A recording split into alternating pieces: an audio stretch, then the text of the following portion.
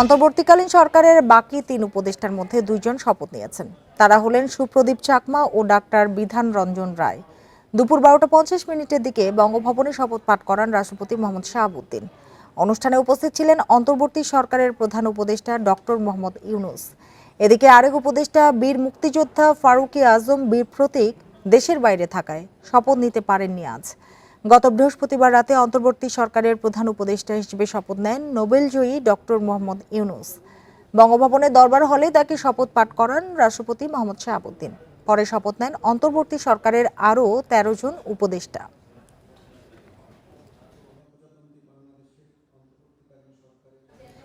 দেশের ২৫তম প্রধান বিচারপতি হিসেবে শপথ নিয়েছেন বিচারপতি সৈয়দ রেফাত আহমেদ। দুপুর ১২টা ৪৭ মিনিটের দিকে বঙ্গভবনে তাকে শপথ পাঠ করান রাষ্ট্রপতি মোহাম্মদ শাহাবুদ্দিন। অনুষ্ঠানে অন্তর্বর্তী সরকারের প্রধান উপদেষ্টা ডক্টর মোহাম্মদ ইউনূস উপস্থিত ছিলেন। এর আগে শনিবার রাতে এ বিষয়ে প্রজ্ঞাপন জারি করেছে আইন ও বিচার বিভাগ। এর আগে ছাত্র আন্দোলনের জেরে পদত্যাগ করেন প্রধান বিচারপতি ওবায়দুল হাসান সহ ৬ জন বিচারপতি। পদত্যাগকারী ৫ বিচারপতি হলেন বিচারপতি এম ইনায়েতুর রহিম, বিচারপতি আবু জাফর সিদ্দিকী, বিচারপতি জাহাঙ্গীর হোসেন, বিচারপতি মোহাম্মদ শাহিনুর ইসলাম ও বিচারপতি কাশেফা হোসেন। ২০০৩ সালে বিএনপি সরকারের সময় হাইকোর্ট বিভাগের অতিরিক্ত বিচারপতি নিযুক্ত হন সৈয়দ রেফাত আহমেদ। তিনি বাংলাদেশের তৃতীয় অ্যাটর্নি জেনারেল এবং তত্ত্বাবধায়ক সরকারের সাবেক উপদেষ্টা প্রয়াত ব্যারিস্টার সৈয়দ ইশতিয়াক আহমেদের ছেলে।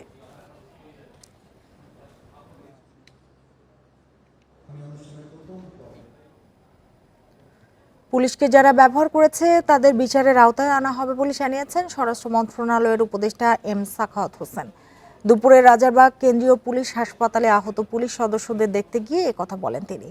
এ সময় দেশের পরিস্থিতি স্বাভাবিক করতে জনগণকে এগিয়ে আসার আহ্বান জানিয়ে আইন নিজ হাতে তুলে না নিতে বলেন তিনি। জানান পুলিশ সদস্যদের কাজে যোগ দেওয়ার একটি নির্দিষ্ট সময় বেঁধে দেওয়া হবে।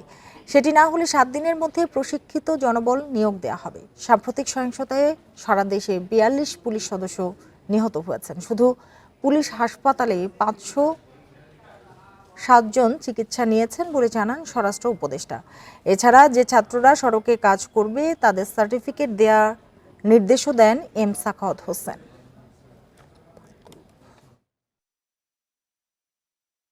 আমি প্রমিস করছি পুলিশদেরকে, আপনাদের যে ডিমান্ড, আপনারা খুব বেশি কিছু চান নাই, চান তারা শুরু চান নাই, উই ক্যান ডু ইট। কিছু কিছু জায়গা হয়তো দেরি হবে, বাট ইমিডিয়েটলি কতগুলো জায়গা আছে, আই উইল ডু ইট ইনশাল্লাহ, হ্যাভ ফেথ অন মি। এবং আপনারা দয়া করে পুলিশ যারা আছেন, আপনারা থানায় ফিরে যান, আপনারা চলে যান।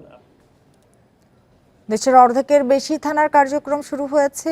যোগ দিয়েছেন পুলিশের কর্মকর্তারাও। সীমিত পরিসরে চলছে কার্যক্রম। আরও জানাতে তেজগাঁ থানা থেকে যোগ দিয়েছেন সহকর্মী খালেদ রায়হান। খালেদ রায়হান, তেজগাঁ থানায় যে দাপ্তরিক কাজকর্ম শুরু হয়েছে কেমন দেখছেন, স্বাভাবিক বলা যায় কিনা? দেখুন, আমি তেজগাঁ শিল্পাঞ্চল থানাতে রয়েছি। এখানে এটি সহ সব মিলিয়ে ডিএমপির ৪৫টি থানার কার্যক্রম কিন্তু শুরু হয়েছে বলেই ডিএমপির পক্ষ থেকে জানানো হয়েছে। এবং যেটি বলা হচ্ছে যে এই থানাগুলোতে কিন্তু আমরা ইতিমধ্যে দেখছি যে সেনাবাহিনী সহ আনসার সদস্য যারা রয়েছেন তারা এখানে অবস্থান করছে। এই যে থানাটি রয়েছে এই থানাতেও আমরা দেখেছিলাম যে অগ্নিসংযোগ কিন্তু করা হয়েছিল।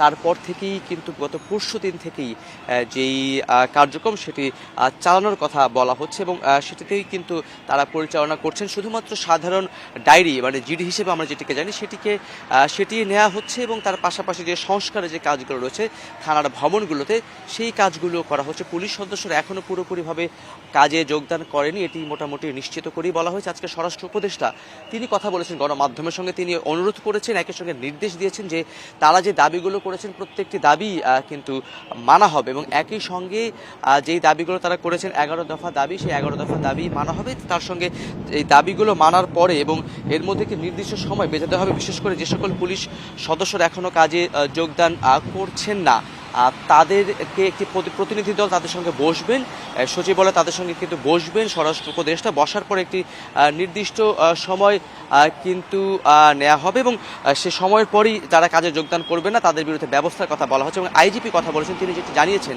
যে পুলিশের মধ্যে এখনও একটি ভীতি কাজ করছে, যেহেতু একটি ভীতি কাজ করছে তাই তারা আশ্বস্ত করার চেষ্টা করছেন যাতে জনগণ থেকে শুরু করে সকলেই যাতে তাদেরকে সহযোগিতা করেন, যাতে পুলিশ আবারও তাদের আগের জায়গায় ফিরে আসতে পারে। এবং এখন পর্যন্ত যারা কর্মবিরতিতে রয়েছেন তারা যে 11 দফা দাবি করেছেন সেই 11 দফা দাবিও খুব শিগগিরই মেনে নেওয়া হবে বলে কিন্তু স্বরাষ্ট্র উপদেষ্টা জানিয়েছেন। এবং একই সঙ্গে স্বরাষ্ট্র উপদেষ্টা একটি কথা বলেছেন যে এতদিন রাজনৈতিক উদ্দেশ্য হাসিলের জন্য এবং রাজনৈতিক হাতিয়ার হিসেবে পুলিশ বাহিনীকে ব্যবহার করা হতো, যেটি আসলে আর কোনোভাবেই করা হবে না। এবং একই সঙ্গে পুলিশ বাহিনী যে নিয়ম নীতি রয়েছে সেই নিয়ম নীতির বাইরে গিয়ে পুলিশ সদস্য আর কাজ করবেন না, এই ব্যাপারটিও তিনি কিন্তু নিশ্চয়তা দিয়েছেন। যারাই এতদিন করেছেন, যারা নির্দেশ দিয়েছেন, যাদের নির্দেশ এগুলো হয়েছে তাদেরকেও কিন্তু আইনের আওতায় আনা হবে বলছেন। এবং পুলিশের যে সকল দাবি দেওয়া রয়েছে সদস্যদের, সেই দাবি দেওয়াগুলো পূরণ করা হবে। খালেদ রায়হান, আপনাকে অনেক ধন্যবাদ আমাদের সাথে যুক্ত হওয়ার জন্য। নতুন অন্তর্বর্তী সরকারের প্রথম কর্মদিবস আজ। প্রথম কর্মদিবসে সকাল থেকেই যার যার দপ্তরে আসতে শুরু করেছেন উপদেষ্টারা। এরই মধ্যে সমাজ কল্যাণ উপদেষ্টা শারমিন মুর্শিদ, পরিবেশ, বন ও জলবায়ু পরিবর্তন উপদেষ্টা সৈয়দা রেজওয়ানা হাসান, মৎস্য ও প্রাণী সম্পদ মন্ত্রণালয়ের ফরিদা আক্তার সহ আরও কয়েকজন উপদেষ্টা সচিবালয়ে কাজে যোগ দিয়েছেন। গণমাধ্যমের কাছে তাৎক্ষণিক প্রতিক্রিয়ায় ফরিদা আক্তার বলেন, নিত্যপণ্যের দাম বৃদ্ধির কারণ চাঁদাবাজি, এটা কমাতে পারলে দাম নিয়ন্ত্রণে আসবে। প্রথম কাজ হলো আমাদের দায়িত্ব হলো এটার দাম কমানো, এবং এখানে অনেক সিন্ডিকেট আছে অনেক লেভেলে। যেমন আমি একটা জায়গায় শুনছি যে শুধু চাঁদাবাজির কারণে দাম বেড়ে যায়, খাদ্যের দাম বাড়তে দেওয়া যাবে না। এটা কিন্তু আমার মনে হয় যে আমাদেরকে, আমি আরো আলোচনা করব যে কোথায় কোথায় সমস্যাটা আছে এবং সেখানে গিয়ে আমরা অবশ্যই দাম কমাবো। পরিস্থিতি স্বাভাবিক হলেও দেশের বিভিন্ন বিভাগ ও জেলায় এখনো মাঠে নেই পুলিশ না থাকায় সন্ধ্যার পরেই থমথমে পরিস্থিতি হয় অনেক এলাকায়। দিনে মার্কেট খোলা থাকলেও রাতে বাণিজ্যিক প্রতিষ্ঠানগুলোর নিরাপত্তা নিয়ে চিন্তিত ব্যবসায়ীরা। তবে সেনাবাহিনী বলছে পরিস্থিতির উন্নতি না হওয়া পর্যন্ত সহযোগিতা অব্যাহত থাকবে। গেল 5 আগস্ট গণ অভ্যুত্থানের পর বিভিন্ন থানায় হামলার ঘটনায় ভেঙে পড়ে দেশের আইন শৃঙ্খলা ব্যবস্থা। বর্তমানে রাজপথে কোথাও পুলিশ না থাকায় নিরাপত্তাহীনতায় ভুগছেন সাধারণ মানুষ। দোকান খুলছি, রাত্রে যাই জেগে, এখন আবার আমাদের কাস্টমারকেও ডিল করতে হচ্ছে, রাত্রেবেলা জেগে থাকতে হচ্ছে। আমরা খুব কষ্টের মধ্যে আছি। প্রত্যেকটা ডিস্ট্রিক্টে যেভাবে একটা অরাজকতা লুটপাট চলতেছে, আমরা খুবই আতঙ্কে আছি। দেন আমরা কি করছি যে কন্টিনিউ আমরা চেক দিচ্ছি আমাদের এই শোরুমটা, যে রাত্রেও আমরা ঘুমাইতে পারতেছি না। শনিবার দেশের অধিকাংশ থানার দাপ্তরিক কাজ শুরু হয়। শিগগিরই শৃঙ্খলা ফিরিয়ে আনার আশা পুলিশ কর্মকর্তাদের। এই এলাকার মানুষের জানমালের নিরাপত্তা আগে যেভাবে পুলিশ দিত, তার মধ্যে যদি কোনো ভুলভ্রান্তি থাকে সেই ভুলভ্রান্তি ব্যতি রেখে পুলিশ সুষ্ঠুভাবে, আশা করছি, আপনাদের নিরাপত্তার দায়িত্বে আবার পূর্ণভাবে রত হবে। বর্তমানে দেশের বিভিন্ন থানার নিরাপত্তার দায়িত্ব পালন করছে সেনাবাহিনী ও আনসার সদস্যরা। সেনাবাহিনী বলছে সবার প্রচেষ্টা অব্যাহত থাকলে কাঙ্ক্ষিত লক্ষ্য অর্জন করা সম্ভব। তারা ফিরে আসা পর্যন্ত বা পরবর্তী নির্দেশনা না আসা পর্যন্ত আমরা রাজশাহী শহর এবং রাজশাহী জেলার প্রত্যেকটা থানায় আমাদের সদস্যদের দ্বারা এবং অন্যান্য গুরুত্বপূর্ণ জায়গায় আমরা সিকিউরিটি দিচ্ছি। এতটুকু আশ্বস্ত আমরা থাকতে পারি, ইনশাআল্লাহ আগামী দিনগুলোতে সবার যদি সম্মিলিত প্রচেষ্টা থাকে, আমরা সবাই মিলে একটা সোনার বাংলা যেভাবে সবাই স্বপ্ন দেখছিলাম সেটা গড়া সম্ভব হবে। সব অস্থিরতার অবসান ঘটে দেশের পরিস্থিতি স্বাভাবিক হবে, এমনটাই প্রত্যাশা দেশবাসীর। Sadequr Rahman Siddiqui, independent news. নতুন অন্তর্বর্তী সরকারের প্রথম কর্মদিবস আজ। প্রথম কর্মদিবসে সকাল থেকেই সড়কে রয়েছে অফিসগামী মানুষের ভিড়। সড়কে যান চলাচলও বেড়েছে। গণপরিবহনের পাশাপাশি ব্যক্তিগত গাড়ি, মোটরসাইকেল, অটোরিকশা, রিকশায় গন্তব্যে যাচ্ছেন অনেকেই। এদিকে গত কয়েকদিনের মতো আজও রাজধানীর সড়কগুলোই ট্রাফিক ব্যবস্থা নিয়ন্ত্রণের কাজ করছেন শিক্ষার্থীরা। তবে তাদের সংখ্যা গত কয়েকদিনের তুলনায় কিছুটা কম। সড়কে ট্রাফিক পুলিশ দেখা যায়নি। গাড়ির চাপ বাড়লেও যানজট তেমন নেই। স্বাভাবিক সময়েই গন্তব্যে পৌঁছানোর কথা জানান যাত্রীরা।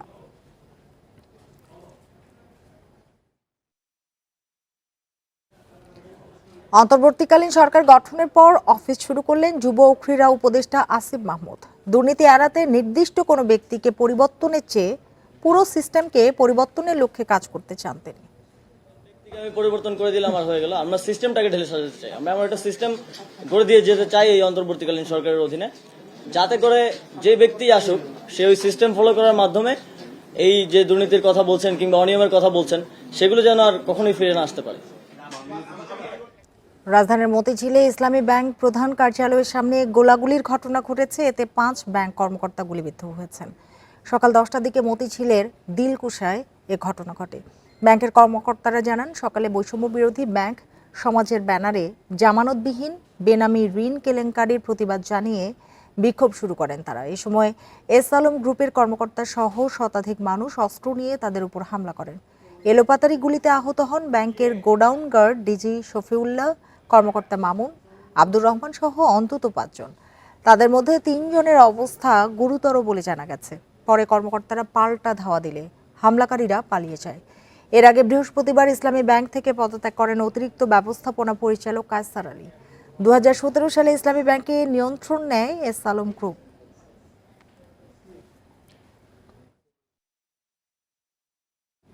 এক সপ্তাহের মধ্যে দ্রব্যমূল্য দেশের মানুষের ক্রয়সীমার মধ্যে না এলে বাণিজ্য মন্ত্রণালয়ের অধীনে 13টি প্রতিষ্ঠানের প্রধানদের পদত্যাগের আলটিমেটাম দিয়েছে বৈষম্য বিরোধী ছাত্র আন্দোলন। রোববার রাজধানীর কারওয়ান বাজারে ভোক্তা অধিদপ্তরের কর্মকর্তাদের সাথে মত বিনিময় সভায় এই আলটিমেটাম দেন তারা। এ সময় বাজার নিয়ন্ত্রণে সরকারি সংস্থাকে সহায়তার আশ্বাসও দেয় ছাত্ররা। সভায় বৈষম্য বিরোধী ছাত্র আন্দোলনের অন্যতম সমন্বয়ক বিন ইয়ামিন মোল্লা জানান, বাজার নিয়ন্ত্রণে বাণিজ্য মন্ত্রণালয়ের বিভিন্ন সংস্থা ব্যর্থ হয়েছে। এতে সাধারণ মানুষের কষ্ট ও ক্ষোভ বেড়েছে, যা সবাইকে আন্দোলনে নামতে বাধ্য করেছে। এমন পরিস্থিতিতে 7 দিনের মধ্যে পণ্যের দাম সহনীয় পর্যায়ে আনার দাবি জানানো হয়। বাজারে আর কোনো চাঁদাবাজি করতে দেয়া হবে না বলেও জানান ছাত্র নেতারা।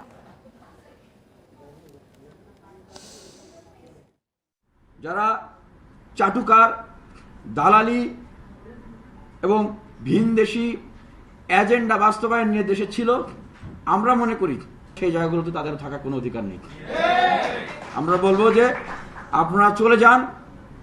আপনারা যদি চলে না যান, অবশ্যই আমরা এটি প্রত্যাশা রাখি এবং আমরাই এটি করব। দীর্ঘ 9 বছর পর ভারত থেকে আজ দেশে ফিরছেন বিএনপি স্থায়ী কমিটির সদস্য সাবেক প্রতিমন্ত্রী সালাউদ্দিন আহমেদ। দিল্লি থেকে ফ্লাইটে রওনা হন সালাউদ্দিন আহমেদ।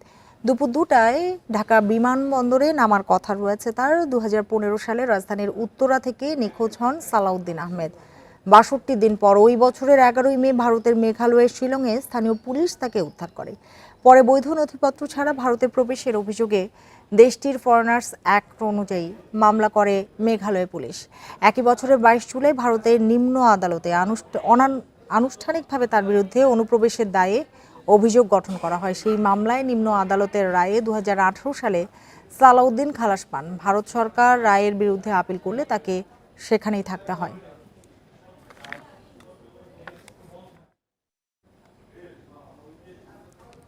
নতুন বাংলাদেশ গঠনে পুলিশ সদস্যদের সক্রিয় হওয়ার আহ্বান জানিয়েছেন নৌবাহিনীর খুলনা নৌ অঞ্চলের এরিয়া কমান্ডার রিয়ার অ্যাডমিরাল গোলাম সাদেক। সকালে খুলনা মেট্রোপলিটন পুলিশের 8টি থানা পরিদর্শন করেন তিনি। সকাল 10টায় নগরীর খালিশপুর থানা পরিদর্শন করেন। পরে সদর, সোনাডাঙ্গা ও অন্যান্য থানা পরিদর্শন করেন তিনি থানায় কর্মরত পুলিশ সদস্যদের সাথে কথা বলেন। এ সময় পুলিশ কমিশনার মোহাম্মদ মোজাম্মেল হক বলেন, এরই মধ্যে থানাগুলো চালু হয়েছে, দ্রুতই সশস্ত্র বাহিনীর সহযোগিতায় সকল কার্যক্রম পুরোদমে শুরু হবে। যে সারা বাংলাদেশের পুলিশ সদস্যরা এই নতুন বাংলাদেশ গঠনের কাজে এগিয়ে আসুক। নিশ্চয়ই আমাদের যে অন্তর্বর্তীকালীন সরকার এবং ছাত্র যারা এই রাষ্ট্র সংস্কারে তারা নিজেদেরকে উৎসর্গ করেছেন, তারা মিলে আমরা একটা নতুন বাংলাদেশ গঠন করব এবং তাতে আমাদের পুলিশ সদস্যরা অবশ্যই তার অংশীদার হিসাবে সক্রিয়ভাবে কাজ করবেন। বিশ্ববিদ্যালয় শিক্ষক নেটওয়ার্কের সদস্য অধ্যাপক তানজিম উদ্দিন খান সম্পর্কে বিভ্রান্তিমূলক, উদ্দেশ্য প্রণোদিত এবং মানহানিকর তথ্য সামাজিক যোগাযোগ মাধ্যমে প্রচার করা হচ্ছে বলে অভিযোগ করেছে শিক্ষক নেটওয়ার্ক। রোববার এক বিবৃতিতে এসব কথা জানায় সংগঠনটি। অধ্যাপক তানজিম কোনো ধরনের বৈষম্যের পক্ষে নয় জানিয়ে বিবৃতিতে বলা হয়, ন্যায়সঙ্গত এবং বৈষম্যহীন অবস্থানে অনড় থাকার ফলে একটা পক্ষ তার বিরুদ্ধে একটি মহলের দীর্ঘদিনের ক্ষোভ তৈরি হয়েছে, যা গণ অভ্যুত্থানে বিশ্ববিদ্যালয় শিক্ষক নেটওয়ার্কের ভূমিকাকেও প্রশ্নবিদ্ধ করছে। এ ধরনের ঘৃণ্য উস্কানিমূলক রাজনীতি না করার আহ্বান জানায় বিশ্ববিদ্যালয় শিক্ষক নেটওয়ার্ক। গণ অভ্যুত্থানের শক্তিকে সমুন্নত রাখতে যে কোনো প্রকার ধর্মীয়, জাতিবাদী অথবা রাজনৈতিক বিভেদ এবং বিদ্বেষমূলক প্রচারণাকে আমাদের রুখে দেয়া এবং অধ্যাপক তানজিমউদ্দিন খানের বিরুদ্ধে চলমান অপপ্রচারকে প্রতিহত করার জন্য জনগণের প্রতি আহ্বান জানায় সংগঠনটি।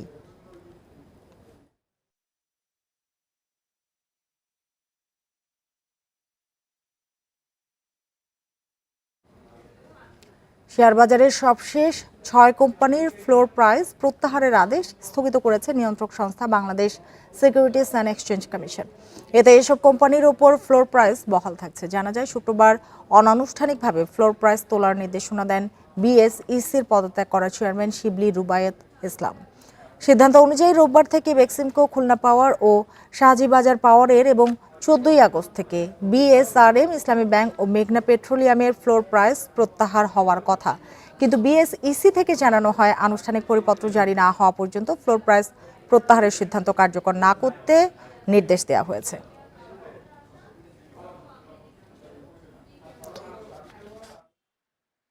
চট্টগ্রাম সিটি কর্পোরেশনের প্রায় প্রতিটি ওয়ার্ড কার্যালয়ই বন্ধ হয়ে গেছে। লুটপাট, ভাঙচুর ও অগ্নিসংযোগের ক্ষত অফিস জুড়েই। নিরাপত্তা শঙ্কায় কাউন্সিলর সহ অফিস করছেন না কেউই। কখন নাগরিক সেবা মিলবে তাও জানাতে পারছেন না অনেকেই। এমন পরিস্থিতিতে দ্রুত কার্যালয় সচল করার তাগিদ বিশেষজ্ঞদের। গণ অভ্যুত্থানে সরকার পতনের পর চট্টগ্রাম সিটি কর্পোরেশনের 41টি ওয়ার্ড কাউন্সিলর কার্যালয়ের প্রায় প্রতিটিতেই চলে লুটপাট আর ভাঙচুর। তছনছ করা হয় নাগরিক সেবার নানা প্রয়োজনীয় দলিল। 5 দিন ধরে বন্ধ এসব অফিস। নিরাপত্তাহীনতা ও রাজনৈতিক কারণে খোঁজ মিলছে না কাউন্সিলরদের। কার্যালয়ে যাচ্ছেন না কোনো কর্মকর্তা কর্মচারীও। এতে প্রয়োজনীয় সনদ সহ অন্যান্য সেবা না পেয়ে দুর্ভোগে নগরবাসী। কাউন্সিলর নাই, এখানে সচিবও নাই, আবার ডকুমেন্টসও নাই। এখন তো সেবা কীভাবে পাবো? কিছুই তো নাই। জন্ম নিবন্ধন বা বিভিন্ন রকমের সার্টিফিকেট জমা রেখে গেছে, কিন্তু এখন তো এখানে কিছু বলতে কিছু নেই, সবগুলো তো পুড়ে নিয়ে গেছে। কাউন্সিলরদের পাশাপাশি সিটি মেয়রও যাচ্ছেন না অফিসে। এতে সংকট আরও বাড়ছে বলছেন কর্মকর্তারা। কাউন্সিলর আছে, তারা মূলত সবাই এক ধরনের ইনসিকিউর অবস্থায় আছেন, সবাই আত্মগোপন আছেন। নগরবাসীর সেবা নিশ্চিতে দ্রুত সংকট উত্তরণে পদক্ষেপ নেয়ার পরামর্শ বিশিষ্টজনদের। নাগরিকরা সেবা পাচ্ছেন না, আর উত্তরণ হচ্ছে যদি কোনো কাউন্সিলর আসেন তাহলে তাকে অতিরিক্ত দায়িত্ব হিসেবে যারা আসছেন না তাদের দায়িত্ব দেওয়া যেতে পারে, অথবা মন্ত্রণালয়ে নিজের উদ্যোগেই এই ব্যাপারে অর্ডার করতে পারেন। ধ্বংসস্তূপ সরিয়ে ওয়ার্ড কাউন্সিলর কার্যালয়গুলো দ্রুত সংস্কারের তাগিদ নগরবাসীর। Abdullah Rakib, Independent News, Chittagong. নিয়মিত মেরামত না থাকায় মাসকাটা নদীর ভারী জোয়ার, প্লাবন ও জলোচ্ছ্বাসে অনেকটা বিলীন হয়ে গেছে বরিশালের গ্রাম রক্ষা বাঁধ। এ কারণে বিপর্যস্ত 16 গ্রামের মানুষ। অনেক স্থানে গ্রাম থেকে গ্রামের যোগাযোগ ব্যবস্থাও মুখ থুবড়ে পড়েছে। 7 কিলোমিটার বেড়িবাঁধ নদীতে ধসে যাওয়ায় বরিশালের মেহেন্দিগঞ্জের অন্তত 16টি গ্রামের মানুষ বিপাকে পড়েছেন। জোয়ারের পানি ঢুকছে লোকালয়ে। জোয়ার বাটা পানি ওঠে, এই সময় ঘর বাড়ি সমস্ত তলায় যাইতেছে। আবার যখন শুকায় তখন মনে বাড়া হারে তখন নদী শুকিয়ে যায়, এই আমাদের গ্রাম শুকিয়ে যায়। আবার জোয়ারে বললে সব তলায় যায়। এই জায়গাটা চতুর্দিকেই নদী, চতুর্দিকেই কিন্তু এই অবস্থা। এই যে অবস্থায় আংশিক শতকরা মনে হয় যে 40 থেকে 50টা ঘর বাড়ি ভাঙিয়ে তছনছ হয়ে গেছে। মাটির তৈরি এই বাঁধগুলো রাস্তা হিসেবেও ব্যবহার হতো। জাঙ্গালিয়া ইউনিয়নের 3.5 কিলোমিটার বাঁধ ধসে যাওয়ায় লেঙ্গুটিয়া থেকে আমিরগঞ্জের মধ্যে সড়ক যোগাযোগ বন্ধ হয়ে গেছে। নদীর উত্তরেও একই অবস্থা। বেড়িবাঁধটি ভাঙার কারণে আজকে জোয়ার ভাটা লাগে না, বৃষ্টির পানি লাগে না। জোয়ার হওয়ার সাথে সাথে মানুষ ঘর দুয়ার সব তলিয়ে যায়, যার কারণে মানুষ আজকে বিচ্ছিন্ন। আমাদের লেঙ্গুটিয়া থেকে আমিরগঞ্জ পর্যন্ত বেড়িবাঁধ শেষ হয়ে গেছে। পানি উন্নয়ন বোর্ড বলছে বাঁধগুলোকে টিকিয়ে রাখতে প্রতিনিয়ত মেরামত করা দরকার। অর্থের অভাবে তা করা যাচ্ছে না। কিছুটা আর্থিক কিছু লিমিটেশন থাকার কারণে আমরা হয়তো প্রতিনিয়তই আমরা এই বাঁধগুলোকে মেরামত করতে পারতেছি না। তো আশা করা যায় যদি আমরা মোটামুটি পর্যাপ্ত বাজেট পাইলে আমরা প্রতিনিয়ত মেরামত করলে বাঁধগুলোকে টিকে রাখা যাবে। গত সাইক্লোন রেমালে যে 80 কিলোমিটার বেড়িবাঁধ আমাদের ক্ষতিগ্রস্ত হয়েছে এই বরিশাল অঞ্চলে, আমরা 17 কিলোমিটার জরুরিভাবে 17 কিলোমিটার আমরা মেরামত করেছি, 37 কিলোমিটার আমার মেরামত কাজ চলমান আছে। বর্তমানে বরিশাল অঞ্চলে প্রায় 24 কিলোমিটার বেড়িবাঁধ ভাঙা ও অরক্ষিত অবস্থায় আছে। Independent news. রাত থেকে থেমে থেমে বৃষ্টি হচ্ছে চট্টগ্রামে, এতে শহরের বিভিন্ন নিচু এলাকায় পানি জমতে শুরু করেছে। সকাল 9টা থেকে 24 ঘন্টায় 38.6 মিলিমিটার বৃষ্টি হয়েছে বলে জানিয়েছে আবহাওয়া অফিস। এদিকে সকালে বৃষ্টি অব্যাহত থাকায় দুর্ভোগে পড়েছে পথে বের হওয়া মানুষ। বিশেষ করে অফিস ও স্কুলগামীরা পড়েন চরম ভোগান্তিতে। নিচু এলাকার রাস্তাঘাট তলিয়ে যাওয়ার পাশাপাশি দোকানপাটে পানি ঢুকে পড়ায় দুর্ভোগ বেড়েছে। আগামীকাল দুপুর পর্যন্ত চট্টগ্রাম ও এর আশপাশের এলাকায় বৃষ্টিপাতের পূর্বাভাস দিয়েছে পতেঙ্গা আবহাওয়া অফিস। সাধারণ মানুষের চলাফেরা খুব কষ্ট হচ্ছে, বুঝছেন, এটাই হচ্ছে মূল কথা। এই জায়গায় বৃষ্টি হইলে মোটামুটি বেশি পানি ওঠে। ব্যবসা বাণিজ্যের অবস্থা বেশি খারাপ, আমরা তো স্টাফ নিয়ে চলতে পারি না। যেদিন বৃষ্টি ওঠে এদিন চলতে পারি না, এদিন আবার 10-15-20 হাজার টাকা লস হয়ে যায়। দেশের 25তম প্রধান বিচারপতি হিসেবে শপথ নিয়েছেন বিচারপতি সৈয়দ রেফাত আহমেদ। আদালত পরিস্থিতি নিয়ে আলো জানাতে হাইকোর্ট চত্বর থেকে যোগ দিয়েছেন সহকর্মী জাহিদুল বাশার। প্রধান বিচারপতি শপথ নেওয়ার পর তো কথা বলবার কথা গণমাধ্যমের সামনে, সেটি কখন নাগাদ শুরু হতে পারে? প্রথমে এটি একটু বলবেন।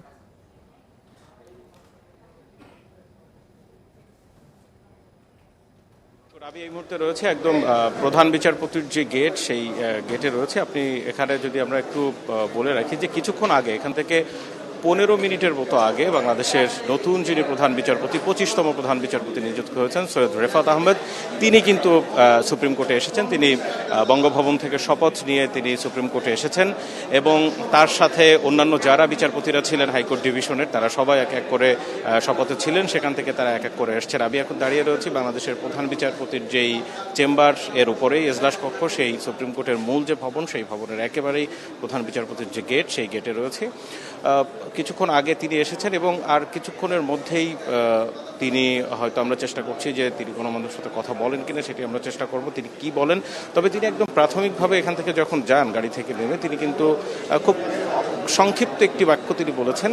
তিনি বলেছেন যে সবাইকে গণজাগরণের অভিনন্দন, সেটি তিনি জানিয়েছেন। সৈয়দ রেফাত আহমেদ তিনি গতকালকেই, আপনি জানেন যে সকালবেলার দিকে এই সুপ্রিম কোর্ট হাইকোর্ট অঙ্গন হাজার হাজার ছাত্র জনতায় কিন্তু বিক্ষুব্ধ ছিল এবং তাদের দাবি ছিল গতকালকে যিনি প্রধান বিচারপতি ছিলেন ওবায়দুল হাসান, তার পদত্যাগ সহ অ্যাপিলেট ডিভিশনের পুরো বিচারপতিদের পদত্যাগ তারা দাবি করেছিলেন।